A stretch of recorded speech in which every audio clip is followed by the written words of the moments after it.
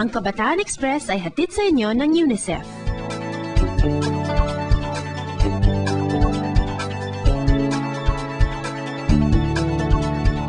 Madalas ba kayong makarinig ng mga nakatatandang nagsasabing, bata ka lang, hindi mo kaya yan?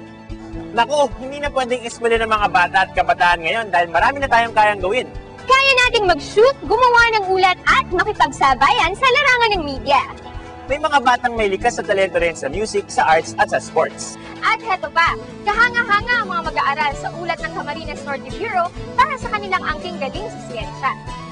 Panoorin natin ang ulat tungkol sa young scientists.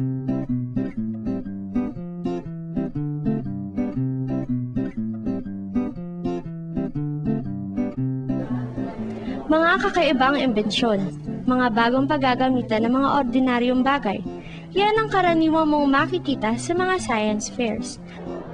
At ang nasa likod ng mga nakakabilib na exhibit ay ang mga kabataang ding tulad natin.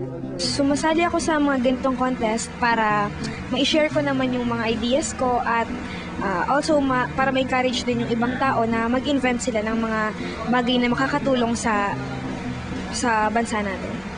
Isa lang si Gian sa mga young scientists dito sa Bicol na kumakatawan sa kani-kanilang paaralan sa science fairs. Para sa mga kabataang ito, nakatutuwa ang proseso ng pagtuklas. Tulad ng moss, akala natin kakarat-karat lang siya sa paligid, nakadikit sa dingding. Yun pala, makakatulong sa gobyerno, sa tao para hindi lumala yung air pollution dito sa atin. Tapos yung shell, nasa may tabi lang siya ng dagat, tapos akala natin dumi lang siya na dapat nang itapon, yung pala pwedeng magamit, tulad na lang ng paggawa dun as a tile. 2 beses nang nanalo si Ria ng first place sa Provincial at Regional Science Fair. Nagkaroon na rin siya ng special award sa National Science Fair. Ayon sa kanya, hindi madali ang maging batang siyentipiko.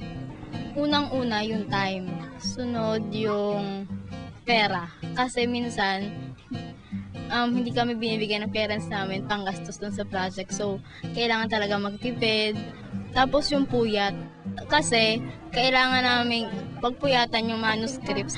Tapos, kapag papasok kami ng school, syempre kailangan maayos. Pero, every time na nandun ka sa school, tapos may time para mag-lesson, syempre, lagi nasa isip mo yung project nyo.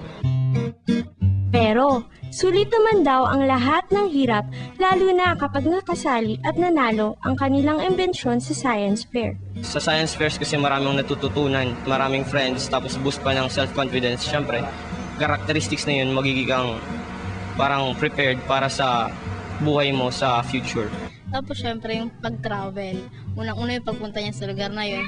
Kasi baguhan, medyo natutuwa pa. Siyempre yung mga kasama mo, unforgettable yun kasi makakilala ka ng iba't ibang klase ng tao, magiging kaibigan mo sila. Tsaka doon ko nalaman na kapag pinagsama yung dedikasyon mo, tsaka yung talagang nasa puso mo yung paggawa ng isang project, hindi mo malalaman na yung isang maliit na bagay na hindi mo akalaing makakatulong sa iba, malaki yung maitutulong sa atin.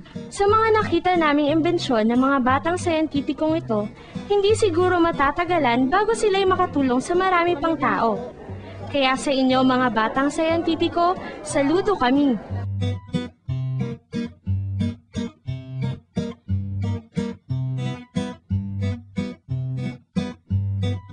Ang Kabataan Express ay hatid sa inyo ng UNICEF.